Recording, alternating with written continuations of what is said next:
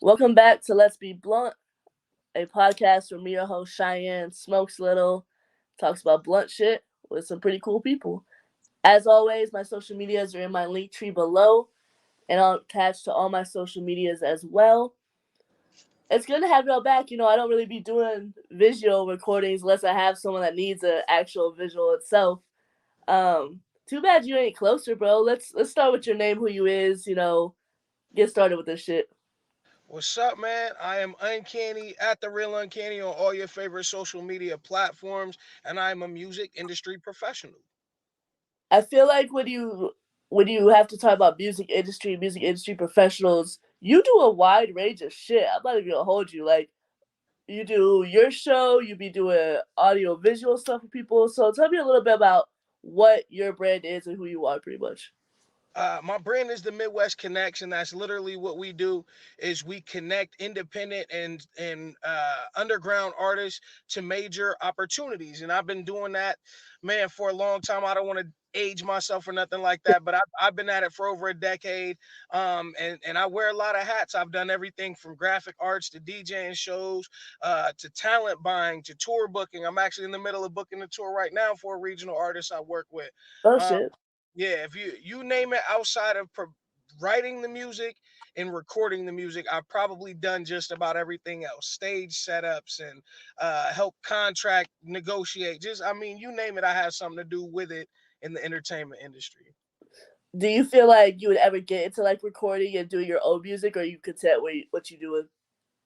I used to be an artist. I used to record back in the day. I still every once in a while record a verse. A buddy of mine just dropped a verse I recorded like 4 years ago on his new project. So Oh shit. every once in a while, but it's not really my cup of tea. So I let the rappers rap and I just hang out with them. I feel that. What do you like thinking about where you are now? Obviously, everybody has a start. Everybody has an origin story. Where do you think? Where did you grow up? What made you become the person you are today? Pretty much. No doubt. I'm originally from Philadelphia, Pennsylvania. Okay. I moved to the Midwest, Springfield, Illinois, specifically, when I was, second, third grade. My parents got a divorce, and my mom's mom is from the area. So we kind of moved this way for familial support. I grew up in Springfield, Illinois, and kind of cut my teeth here as far as the entertainment industry. Spent a Okay. lot of time in St. Louis, the Chicago market, Cleveland, Cincinnati, Memphis. I've been blessed, man. A little Kansas City, South by Southwest almost annually. So it's like I've been blessed to be able to move around. And with Springfield, Illinois being so centrally located, it puts me in great position to kind of move and shake. Yeah, that's true. Um, do you have you been traveling outside the U.S. or you do have ambitions for that shit? Definitely have ambitions for, but I haven't done any shows outside of the continental U.S. yet. Okay.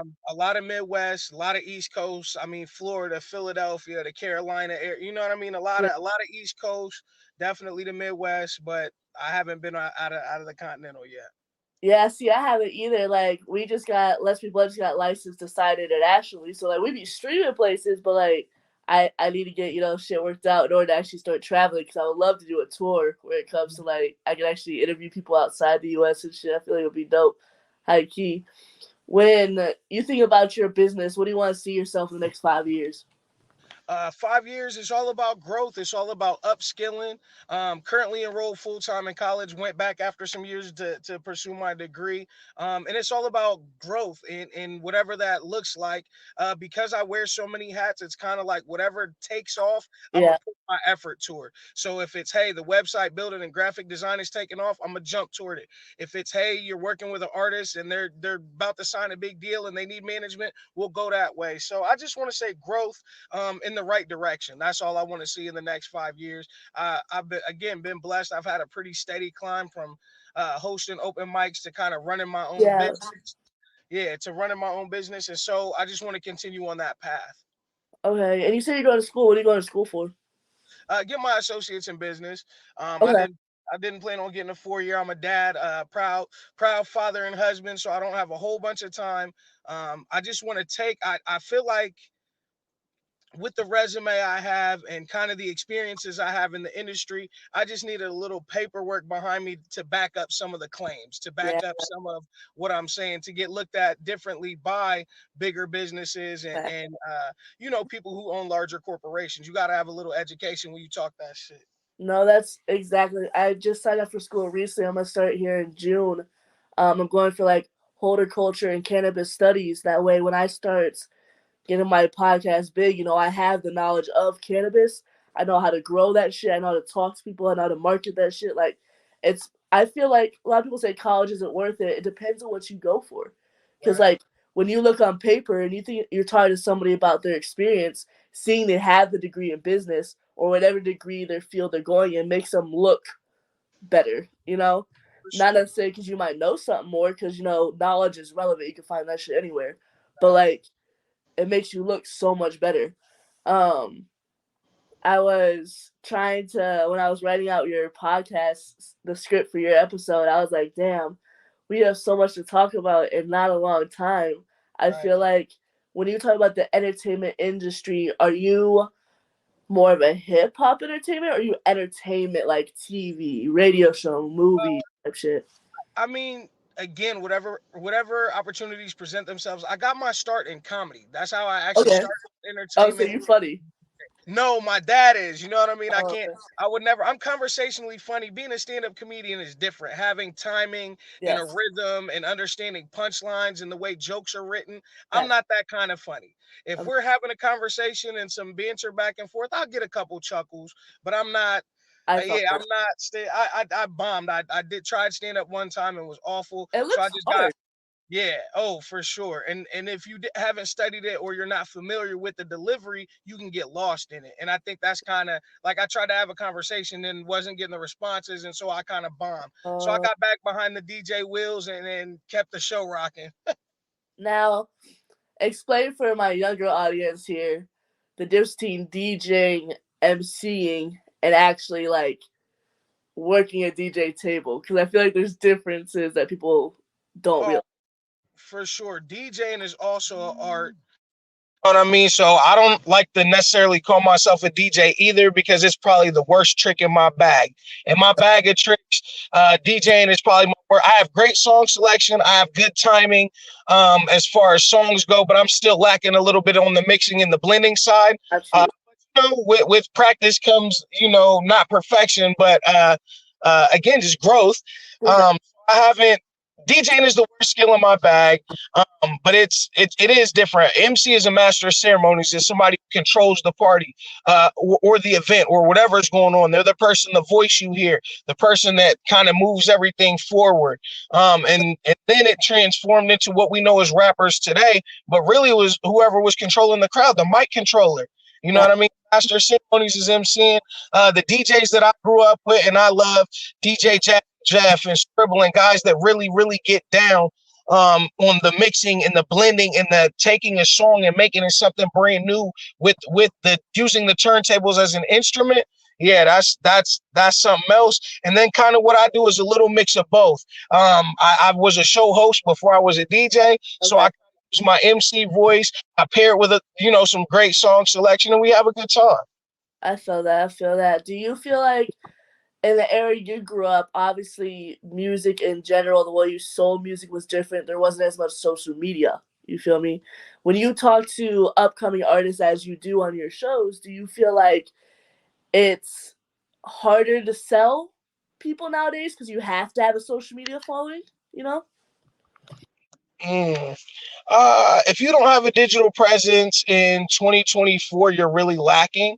You're not really making any noise because it's the most Yeah. accessible. It's the easiest way. Now, I will admit that being online, you can get lost. There's so many artists and there's so many Yeah. creatives and so many people that are doing it. You have to try to stand out, whether it be with the quality of your art or the content of your art or how you're presenting the art, how you're packaging it on social media, what your plan is for outreach and engaging with your customer base. The thing about it now is you almost parlay limelight into money. music doesn't sell like it used to, no matter where you're presenting it, whether it be in the physical or the digital world. So you parlay the fame you gain from music into ways to produce revenue. I felt that since we were talking about wearing so many hats. Like I really do everything regarding the podcast. You know, I'm the person making all the videos. I'm the person editing. I'm the person doing all the social media. And I tell people often, I said, "Damn, yo, now I see why people hire assistants. Like now I see why people have secretaries because Yeah. answering emails on this shit takes hours. Like people don't understand when you fully start to work on your craft at your level, especially been doing it for so many years. Like you run your own business at this point. Like if you could fully stop your full time job and do this, you would, you know? Oh, absolutely. Because it takes that much of Absolutely. your effort. It's a whole nother brain you have to put on in order to run a business. No, that's for sure. And you're absolutely right because you're responsible for answering every email, taking every phone call. You're responsible for the direction of the marketing, where you plan to promote. You are responsible for the budget, however big or however little it is, and however it's being produced. You're responsible, and so, I mean, when you have to wear that many hats on your own project and it's a passion, it doesn't feel the same as trying to do all that for somebody else or Mhm. taking that same energy to a 40-hour a week job. And you know Yeah. what I mean? So it's not to speak negatively of other people but it's like you really have to love it. Like you Yeah. really have to love it to be in it for this long. You know what I mean? So that's just part of it too. I grew up in that era. I'm shit. Fuck, man, I'm pushing 40, you know what I mean? I'm late 30s. And so with that, the era I grew up in was totally different. That everybody didn't have a cell phone. Yeah. They broke records on the radio. MTV still played music videos. You know what I mean? Like it was a lot of stuff now that just isn't, it's just not part of the lexicon of how music is being consumed. And Mhm. so, you just want to make sure that you're where the consumers are and being in places that they'll shop with you. See, like I'm old enough that I definitely know when MTV still had music on its TV. Like I'm still old enough for that. But like when I talk to the newer generation, my brother just turned 15. And I put on, Tupac, common shit that I feel like people will know. He listens Yeah. to like, who's this? And Yeah, it's not because he's not cultured, it's just he doesn't know the music. Like if it's not juke and beat, or if it's not a bitch twerking, or he's Hispanic, if he's not listening to like Spanish, like yeah, there's they don't know old music. Like, I could play reggaeton, I could play so many different forms of music that he'd be like, "Why do you know all this?" And I'm like, "Cause the way we listened to music back in the day was different." yes, I hold an MP3 player to the radio to record my song on my phone yeah, from my voicemail, and he's looking at me like, "Just download it." I said, "I couldn't, yo." Like there wasn't, and it's so yeah, weird trying to now market to these kids, my not these kids, but market to the younger generation my podcast. Where it's like, damn, you really have to be on point with your marketing. Like, yeah. how do you feel like your marketing has changed throughout your career? I mean, by leaps and bounds. Just with technology, kind of how TikTok is the new thing. I remember Vines. I Oh, remember before there was Reels on Facebook, and I know Reels is like a new invention, but people in stories, there wasn't stories on Facebook before. Everything was more personal. mm-hmm. Facebook was more personal. Twitter was more personal. So it was like if you're reaching out to somebody or you're tagging somebody or you're inviting somebody to an event, it felt more personal back then. They found a way to commercialize these social media sites so that everything all the time feels like you're being pushed something. You're Oh, being shown some agenda of some kind. mm-hmm. Um, and so I don't necessarily miss getting out and putting flyers and posters up because that's also physically exhausting. You know what I mean? Like, again, I'm from that era where you would put your promo gear on and you'd hand out flyers and you'd hand out business cards and you'd be trying to sell CDs.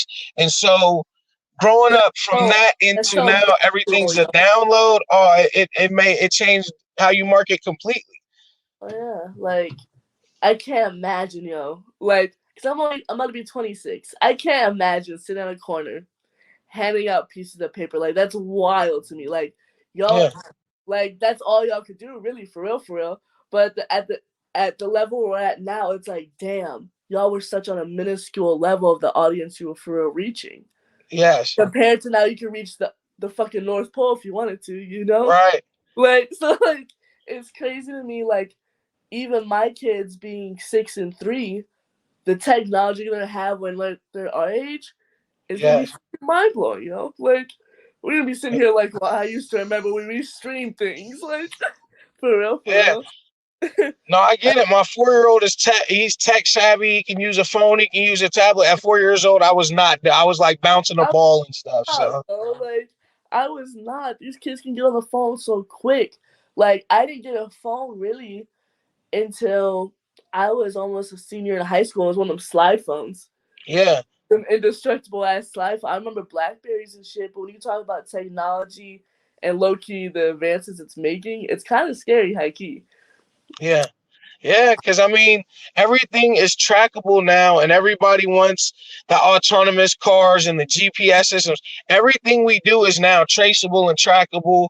I don't know if that's a I good don't thing like or a that bad shit, thing for though. security. You know what I mean? For security purposes, I don't know that I want Uncle Sam knowing everything I do. But And they if you do. think about it, your cell phone's got a geo tracker on it. You know your microphone is listening because you'll be having Yeah, conversations about stuff, and it'll pull up in your timeline or in your search history, and you know you didn't search for it. So right. just like it's one of those things where it's just what was that book 1984? You know what Mm, I mean? If you haven't read it, definitely read it. And it's kind of the same thing how you ring cameras are now everywhere. You okay positive you can't be a serial killer, right? Like positive because there's you just can't. yeah, There's no way you could kill a person here and then kill another person like you couldn't because of the way technology is. There's a camera in everybody's pocket. yeah. Like I'm doing this show right now from my phone. There's no way when I was a Me kid that too. that was Like, a thing. me too. Yeah, Like, there's no way when I was a kid that was a thing. It just wasn't. And so, there's everybody's got dash cams. Everybody, there's cameras literally everywhere. Everything that's going on is being recorded. So it's like, yes, that's cool in the sense that we now solve crimes at some of the fastest rates ever. yeah. But it's also like really dystopian in the fact that you can't go outside and not be seen. You know what I mean? Like it's weird in It's that aspect. weird. You have to. People are like, "Shy, you think too deep on this shit." And I'm like, how can you not, yo? Like, how can you not? Right. How can you just contently go through life, doing your mundane little job, coming home to your mundane little life, being like, you know what? This is great. That seems like some sim shit. You feel me? Like, I don't know if I'm asking too many questions. Like, one of these days the FBI is gonna come and be like, yo, your podcast doing too much. Like, calm down. But like, I don't know. I be thinking about different industries when it talk about. I need to get more into when we were talking about the cannabis industry Yeah. because weed, the way it was grown now, is not the way weed was grown back when you was growing up. Like, Fuck no. it's totally different consistencies. We call it different things. Like, I called it an L the other day. I was like, yo, can you roll me an L? And someone looked at me like, I ain't rolling nothing called an L. I said, Yeah, the fuck are you talking about? what are you talking about? And I was like legit had to be probably like 19. And I was like, dude, if you're gonna sit around me, you need to learn the proper lingo. Cause like, Yeah. what are you talking? Cause you would call a paper either a joint or an L. Yeah, that's what it was back in the day.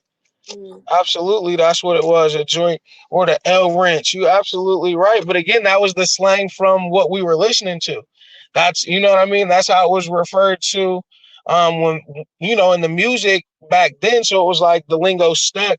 And then through the generations, they be saying stuff. I have no idea what's going on. I just try to play catch up as best I Yeah, can. yo, Having teenage kids, they say stuff and I have to ask them, and it's okay.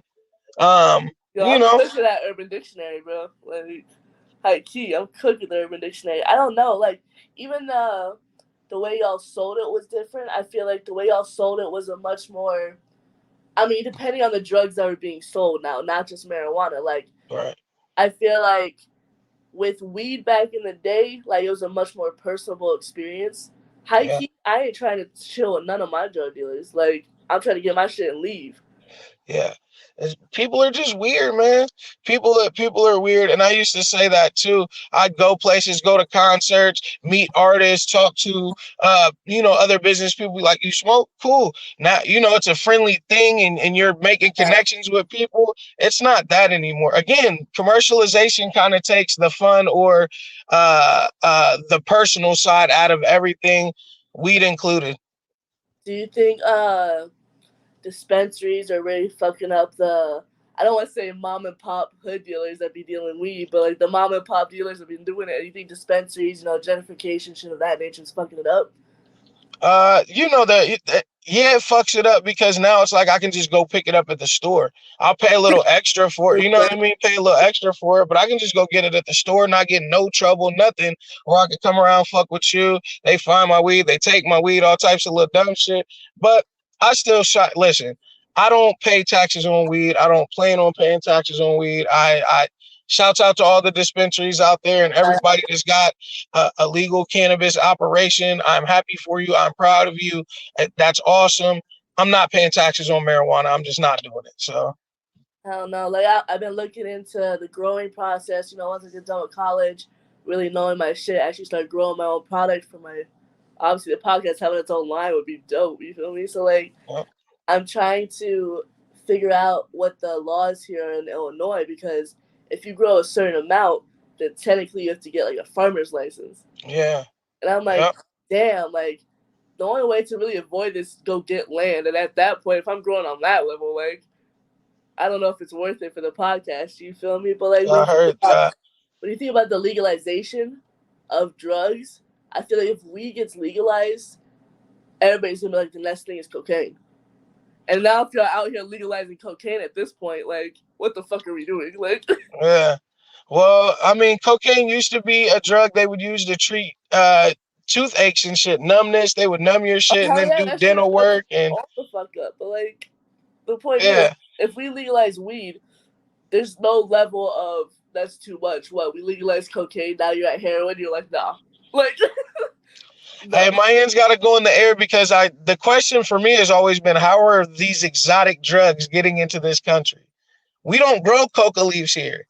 We don't grow enough poppy seed here to produce that amount of heroin. So how are these exotical drugs getting I mean, here in the everything first place?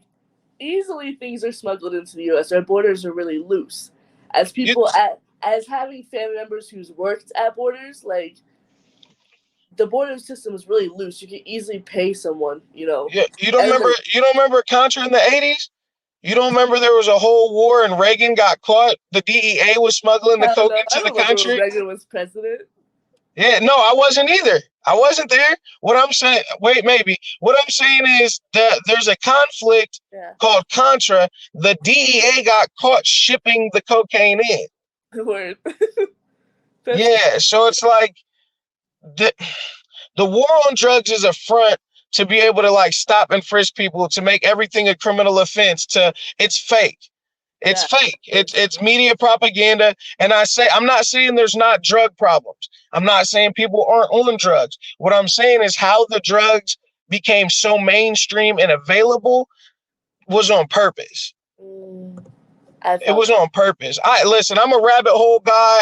I'm a counterculture guy. And one thing I know for sure is drugs are introduced to communities that they want to destroy. Oh, Hard fact. drugs are introduced to community because again, there was no fentanyl 5 years ago. Nobody had heard the word fentanyl. So now we're introducing new drugs because the old drugs aren't killing people fast enough. Mm-hmm. Because everybody caught on. Remember, it was just an opioid crisis. Everybody's on opiates. Everybody's taking pills. Well, Yeah, who the fuck prescribes pills?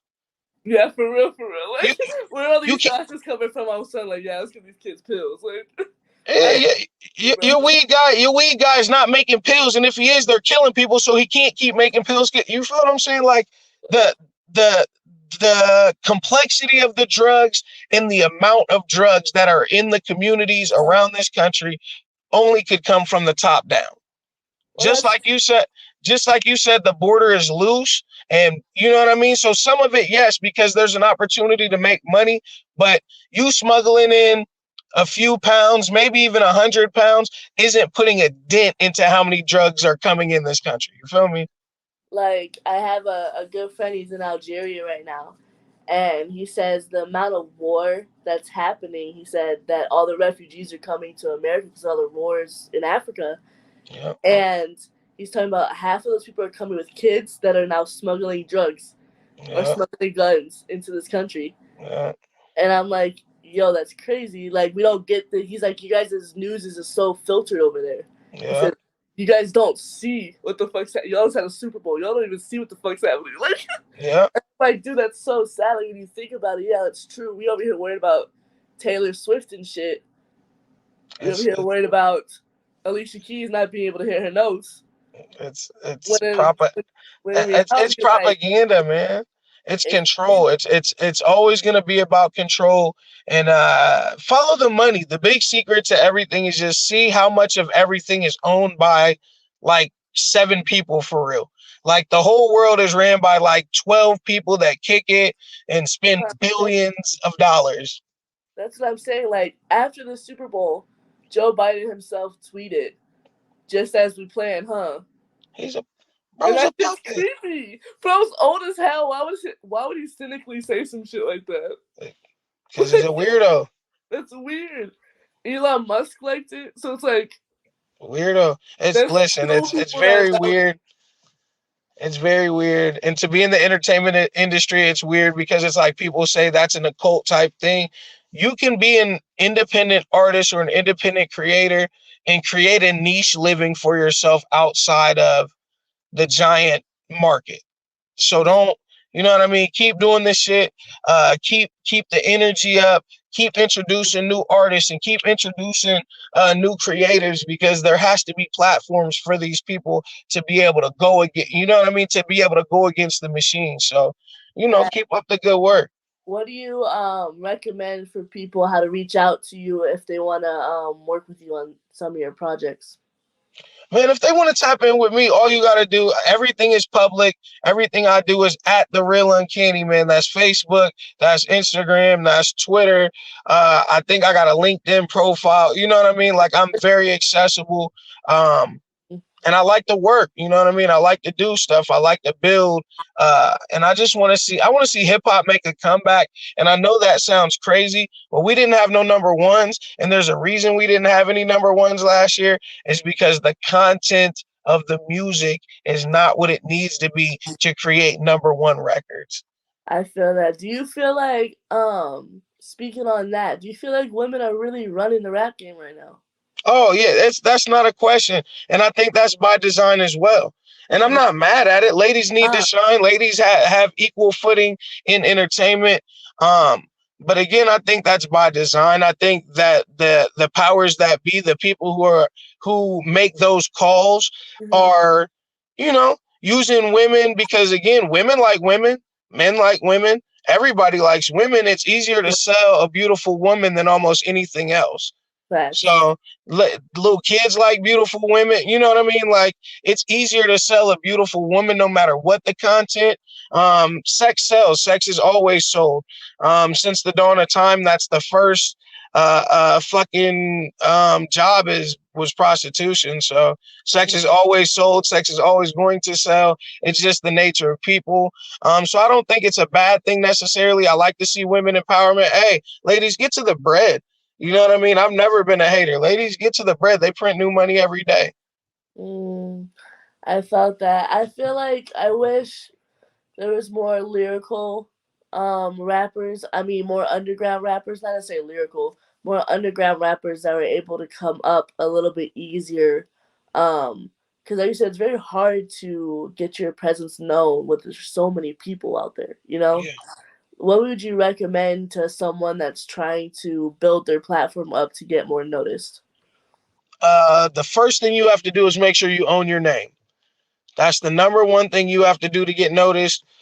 Because if you own your name, then you can make moves with your name. Then you can maneuver because then you can tell other people to stop using your name. You know what I mean? Um, Number one, own your name. So try to get everything to be the same.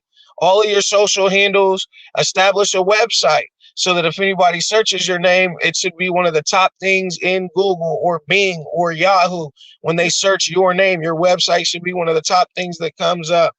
Um, that's really the number one and Yeah. two things I can think of is make sure you have a base to stand on, so that in this vast internet space, if somebody hears you once, hears you twice, that third time they finally take a chance on you, you should be accessible.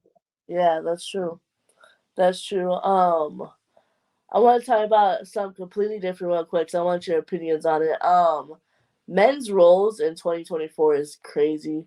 Like, I've talked to a lot of females recently that really feel the need to be the man in most relationships, even though they want a man. Okay. They don't feel like most men can handle what they're asking, even though they're asking for simple things. Do you feel like men's roles have gotten weaker since you were younger? I think the perception of men overall has changed. Instead of being strictly providers, being strictly protectors, I think women want men to hold more of an emotional role. The other thing that Mm-hmm. changed is there's a lot of single parent women households. There's a lot of women in the workforce who are now earning more than their significant others. So the roles have changed. You know what I mean? Societally, the roles have changed a little bit. And again, I'm all for it. Women want to be equal, cool. Um, but it's some things. I don't think the role has necessarily changed. I think the perception of the role has changed. I think there's a lack of execution on men's behalf, so the role had to change. I think there's a lot of it's not just one thing. I think there's a lot of things that play into it. But yes, the roles have changed significantly. I don't know that I don't know that weaker would be the word I would use, but I would say the roles have changed. Do you feel like it's a good change and a valuable change? All I can say is we'll wait and see. Yeah, because I, like I, it's hard growing up in the generation that I did to see the fluidity of men because I'm like, men in my head are supposed to be set as one thing. You know, I don't care what yeah. you do in your life because that's you. But it's weird to see like the dynamics of what humanity could become because with the amount of genders that you now have to go through when you apply for a job, at like what point are we gonna be like, what are humans? Because like Yeah. I feel like Uh, what's your thoughts? I don't, you ready? I don't have a dog in the fight that way, right? Like, I think everybody has a right to be seen, to be heard, to be felt, to be loved how they want to be seen, felt, heard, and loved, right? Like, I don't, I guess I'm at a place in my life where if you're not hurting anybody else, do you? You know Yeah, what I mean? Like if you're not hurting now, it took me a long time to get here, but I think some of that is my exposure level. Family members, close friends are on that side. You know what I mean? I have, you know what I mean? I'd like to think of myself as an ally as much as I can. Uh, yeah, you know what I mean? I'm not gonna let you fuck with my people. You feel what I'm saying? So, but like, there's still certain things and certain aspects of some of it that I question and I don't understand, and I just want to learn. But I'm a very, again, and I'm one of these people. I'm a live and let live kind of guy. If you're not harming or causing harm to the masses or to singular people, do your thing. Like, if you're not purposely hurting things. Again, people sometimes hurt people by being hurt people, or not yeah, understanding how to, not understanding how to deal with people, or not understanding that their traumas cause them to act certain ways in certain situations. So sometimes people with no intent to hurt people hurt people. So it's like, if you have no ill intent and you're not out here purposefully causing harm to anybody in any type of, do your thing. Like, yeah. I'm one of those people. I felt that. Do you feel like when, because you said you're married, right? Yes, ma'am. How long have you guys been married? I'm a newlywed for real, like 2 years. It'll be 2 years in A June. lot of time though, compared to like the standard for how long people actually keep relationships. Like when you think about the relationships now, you're either half of y'all are situationships, half of y'all are taken that are low key, not taken. Like you Yeah. feel not claimed, or y'all actually single. Like there's no. It's a weird kind of dating field in 2024. So congratulations on actually being married and getting shit accomplished. Yeah, no, I'm happy, man. I'm a happily married man because marriage, again, people think you get married and it's a linear thing and it's happy, happy, happy, but it's not. It's just like every other relationship, and you got to fight for it and you have to want it. So I'm happy to be married. I love my wife. Shouts out to my wife. Love that. She supports me, man. She's like she be with the shits. So it's like I don't. I'll give you this. The difference now and the difference then is how fast information travels. Because people have always cheated on people. People have always lied to people. People have always had half siblings and affairs, and that's been going on for forever. Multiple wives and boyfriends and Yeah, honey dipping and swinging and all that stuff's been going on forever. It's just now people have so much access to people. Again, like you said, you can reach the North Pole if you wanted to. yeah, So like the access to people, the 24-hour constant access to people, everybody's phone is always on. It's just, are you going to answer the motherfucker? facts. That's true. Like, and it's so sad nowadays because people expect you to, and myself guilty included. I expect people to, because I know you on your phone. So like, Yeah, unless you're at work, like I know you on your phone type shit because everybody is on their phone. yeah. Like that's not an excuse nowadays for most people. I don't know. Are you a spiritual kind of person? Like, what's your spiritual beliefs? Spiritual, not religious. There has to be something beyond this. I'm just not sure what it is because there are so many things that kind of coalesce into, I don't know, man. I grew up non-denominational Christian, baptized. I used to give sermons as a younger person and all types of stuff. And then as I got older, it just wasn't clicking anymore. You know Yeah, what I mean? Like it just wasn't making sense. So I spent some time exploring different religions and reading different religious texts and just trying to see what kind of the universal of it all is. A lot of it ties together. Treat people how that, you want to be treated. You know what I mean? Don't that, steal from other people. Don't fucking murder people. Like it's like basic shit that kind of goes with everything. But most of it, or what I've come to learn and all of it is the law of attraction is a crazy thing. And if you learn how to use that, because that is literally the power of prayer. You can pray something into existence. It's the law of attraction. It's believing something so wholeheartedly and taking steps toward achieving it that eventually you have it. yeah, So now you believe you prayed for it, but it's the same thing as manifest. It's the same exact thought process of manifestation. So yeah, it's different words, same application, and that seems to be universal amongst all kind of religions. Buddhism is about attaining that perfect self, being present, completely present in self, and that's it's that. like that's dope, and that's something that people being anxious is worrying about things that haven't happened, and being depressed is being worried about things that have. Mm-hmm. So if we could learn to just live in the moment, because again, your last breath, I can hang up this call and it be over. Yeah, Brain aneurysm, heart attack, drive by, anything could happen in the world. You know what I mean? So it's like we have to learn how to just be more present and be more mindful of what's going on in the present. Maybe stop being so distracted with all of the things. It's a lot of things going on, but focus, focus, focus, and that's probably the biggest secret to all of it. Consistency, if you want to move forward in this industry or any other, consistency, and then focus, knowing what your goals are, and having indicators to know what the goals you're trying to reach are, so that you can be proud of where you're at and know where you're going. well, that's very much factual. Again, I want to thank you for being on this podcast because high key, like, you have so much wisdom and so many dope experiences. Um, I love having people like that. It's good conversation always. Please let everybody know again where we can find you, what you do, name, all that good shit. Tap in with the kid, man. It's Uncanny at the Real Uncanny on all your favorite socials. This is the president, CEO, creator, founder of the Midwest Connectz. Shouts out to all my connects, man.